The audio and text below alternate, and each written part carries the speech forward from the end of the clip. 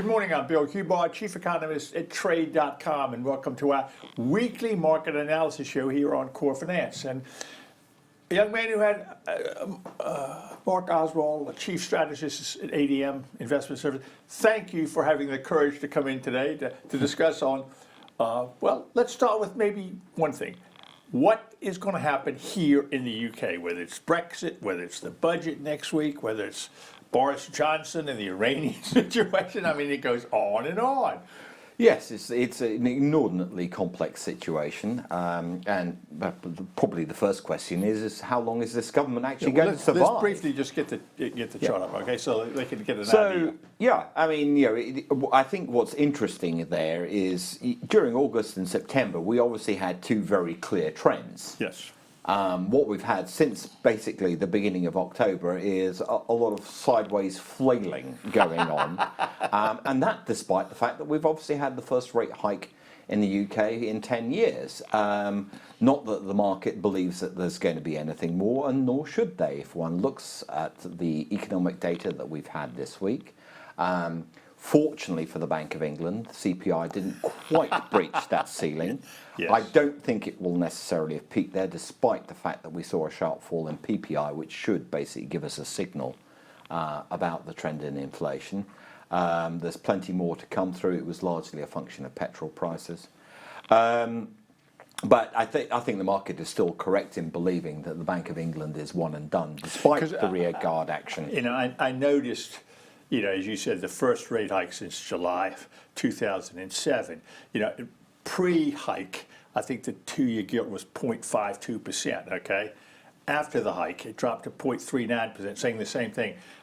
We're not, you know, at that time, the two-year gilt traders were saying, we're not expecting 2 or 3 more rate hikes in the next 18 months. No, what they did effectively by removing a sort of, call that a 12 basis point premium, was removing a small amount of risk premium.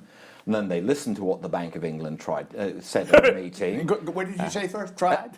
Well, tried to say at the meeting, where they basically said, well, we'll go with whatever the market's thinking on rates, which is 2 rate hikes over 2.5 years, which is really, you start to wonder, well, what is exactly the point of that? But leave that aside. The markets don't believe that there's going to be any near-term follow-up. Obviously, much will depend, both for cable and for the Bank of England rate outlook, on how all this inordinately complex situation here in the UK starts to pan out. Well, we saw this last week. I mean, you know, we're looking at like 32.25 is sort of a magic number, and we were sort of there this time last week until, you know, I was away for the weekend, and unfortunately, my check is not as good as it should be, but it did look like there was supposedly Brexiteers or mutineers or something like that, and sterling had a very bad hair day on Monday. Indeed, it did.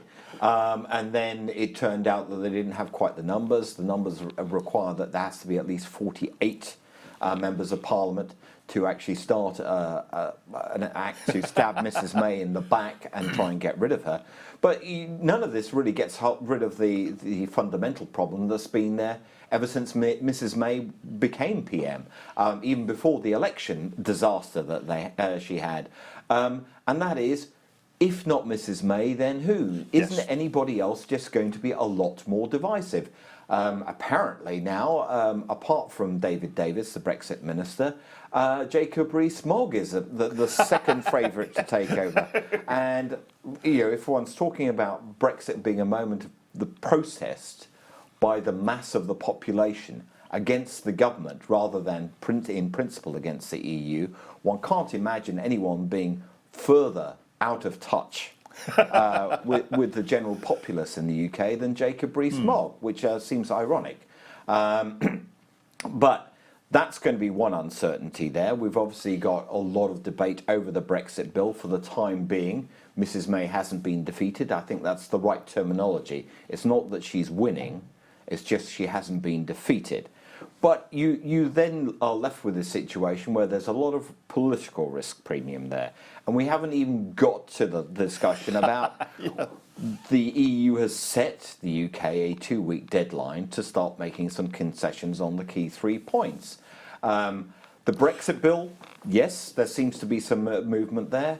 Citizens' rights, possibly. It's rather nebulous what the actual sort of concessions that are being made there. And then the big elephant in the room, which is the border between Northern Ireland and the Irish Republic. And there seems to be an attitude in the British government that that's just a problem which will go away. How? What problem? If one looks back at the history of the Good Friday Agreement, how hard won it was, how many people died in all the Ulster Troubles, and one wonders how they can be quite so cavalier, and that in turn begs the question of how much longer can sterling hold up if there is going to be no progress. That seems to be the consensus. Anytime we get above 131, especially 132, a magic number, it's basically going to be the sellers come in. But let's back up just very briefly.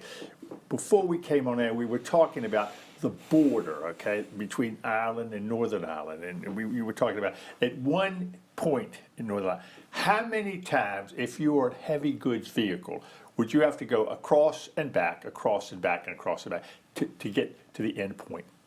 Probably about 14 times. 14 times. And that is, if there's going to be a soft border, there has to be some sort of soft agreement on being in the customs union and indeed in the single market, which the government has basically said there's not a chance of that happening. Exactly right. So this is a problem which isn't going to go away in a hurry, and it's certainly one which is basically not conducive to moving on to the next stage, which is about what the Britain's relationship with the EU in trade terms is going to be in the longer run, whether there's a transition period or not. We haven't even got to the point of starting to negotiate on that, and there's precisely 16 months left to negotiate on that. So when one looks at cable, one does have to wonder how much downside there is on there. Now, you've mentioned the politics. In the last 3 days, we've had some interesting economic data. Is that giving you a feeling that we're getting a little softer here, that all of a sudden the economy is losing a little bit of steam? I think the thing with the UK economy was always going to be this. There was a lot of dramatic talk, both before and after the referendum, about a crash bang wallop scenario, which was never going to materialise. It was always going to be attritional. Now, some of the data that we've had, the inflation data, I still think there's some upside risk, particularly if we do see another fall in sterling. Obviously, that's very much key to all of this. And both the euro and the dollar exchange rate are important in that aspect, because obviously the UK imports about 50% of its food from Europe. Therefore, the euro-sterling exchange rate is very important. More materially, the labour data that we had, there's basically still no pickup in wages, and we've still got the situation where real wages are 7% below where they were in 2007. Now, the labour data I would be a little bit careful with. We did see the first contraction in Q3 in employment. Well, employment can't grow that rapidly when you've got the unemployment rate down where it is. Secondly, before one overinterprets that data, it is seasonally typical in September and October to see employment fall and then start picking up towards the end of the year. Part of it's seasonal. So before one jumps down the throat and say, well, actually the labour market's starting to slacken in the UK, I think we probably need to be a little bit careful. But the underlying point, when one looks at it in the context of the GDP numbers that we've had from all around the world, we had very respectable numbers out of Japan. The numbers in Europe have basically been very, very impressive. And the UK is now bottom of the pile. Now, predicting a recession? No, I'm not predicting a recession, but I am predicting very, very sluggish growth. And very, very sluggish growth means also very, very sluggish budget revenue growth, which poses a huge problem next week for Mr. Hammond as he tries to fashion some way of plugging some of the holes in the UK housing market, Also, etc. that next week, and you just mentioned it, and I just got back, as you know, I did a seminar in Prague, okay? And we were talking the Czech Republic, vying with Poland now to be the strongest economies in Europe. Now, next week, I think we have the publication of the minutes from the European Central Bank. And with each meeting, the announcement is, yes, slight majority, slight minority, this, that, and the other. Do you think maybe Super Mario is trying to pull a Harry Houdini sort of on us about, where's the rabbit, where's the hat, and all this kind of stuff? Yes, I mean, when one looks back at the ECB press conference from a couple of weeks ago, it seemed that he was trying to say that we're all agreed that we didn't really want to put a final end date to the QE program. Everything that we've heard from many of the others, and not even people, Mr. Novotny is hardly a hawk, the Austrian Central Bank governor. Mr. Mersch obviously is, Mr. Weidmann as well. But there are plenty of others who clearly really wanted to have an end date put in. And when they're looking at the GDP numbers, they're probably thinking, yeah, we should really have put that in. And it's unfortunate that we didn't. And we've now got this situation where we've got some nasty surprises potentially coming up, because Mr. Mersch noted this morning, well, it's quite possible that we will revise our GDP forecasts even higher. Obviously, they have an inflation target, so the GDP part is perhaps not so relevant when one sees that core CPI is still down at 0.9, so there's no real pressure.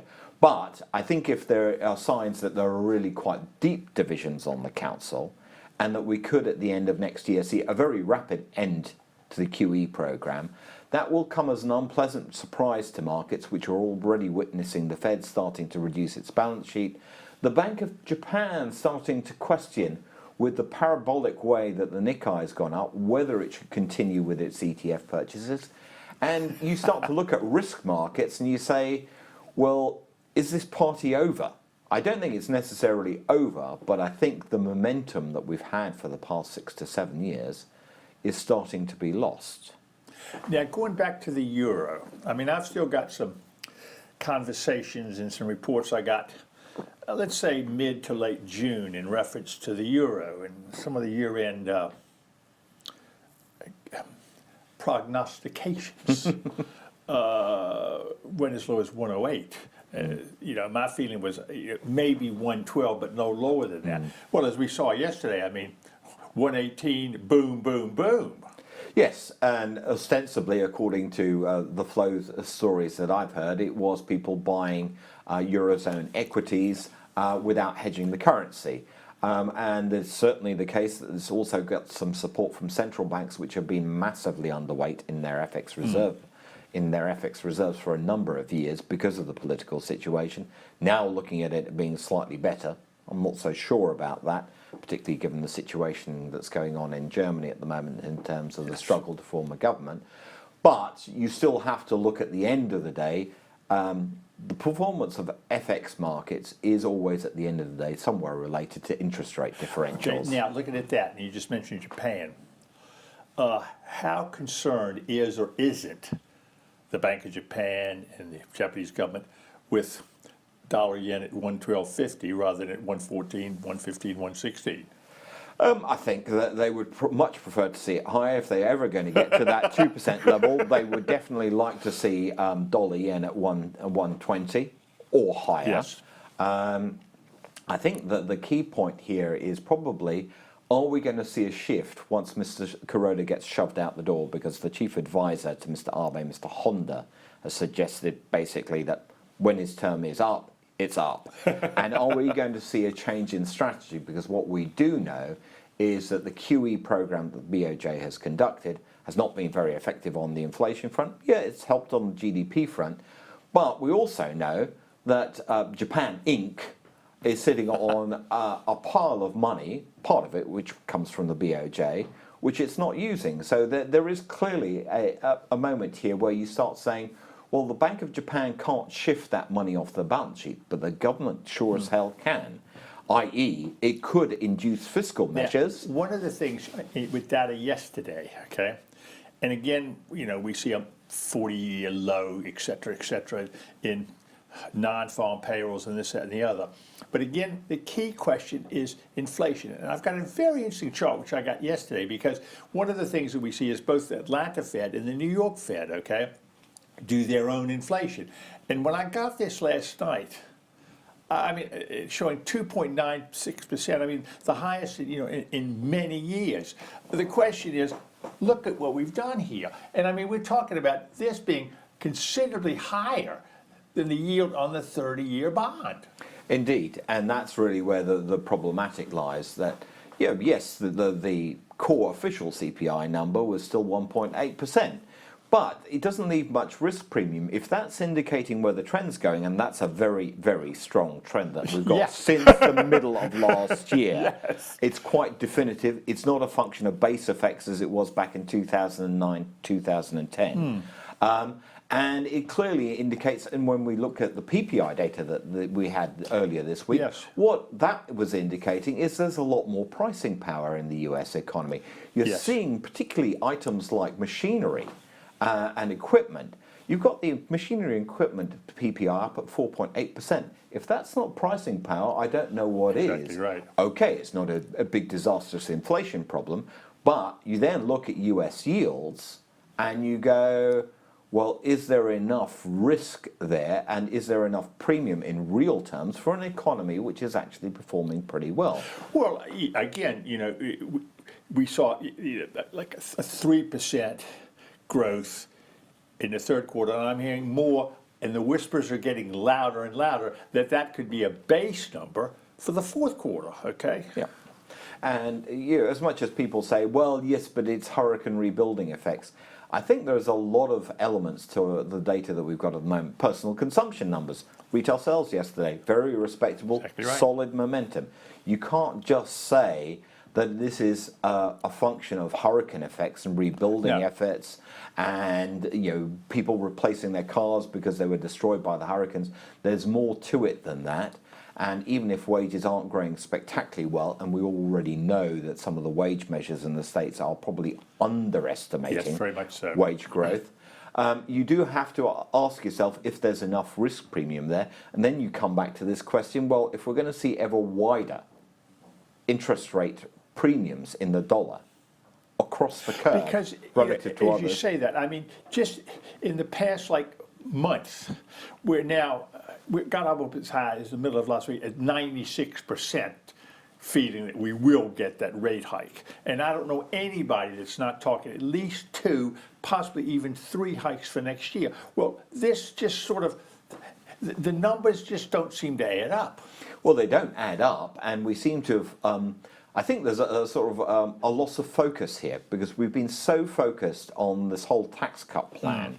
And it's obviously been an inordinately tortured process. It doesn't reflect well on the American body politic, but then whose body politic is looking good these days? So we have to sort of put that to one side. But you do ask the question, what do they actually need a tax cut for? Particularly Yes, exactly given right. the skew in this is Yes. actually not going to really benefit Joe Public No, in it's not. America. Joe the plumber is definitely not a beneficiary here. It's skewed across states, so you create problems and tensions between states. And then you ask yourself, well, with the economy, with the sort of momentum that it's got, why do we need this at all? Exactly right. Well, on those depressing notes, Mark, let me say thank you very much. And also, next week is the U.S. Thanksgiving Day holiday, so we will not have a session next Thursday. We will see you 2 weeks. Again, that'll be the 30th of November. And Mark, thank you very much for joining us, and we will see you in 2 weeks. Thank you very much.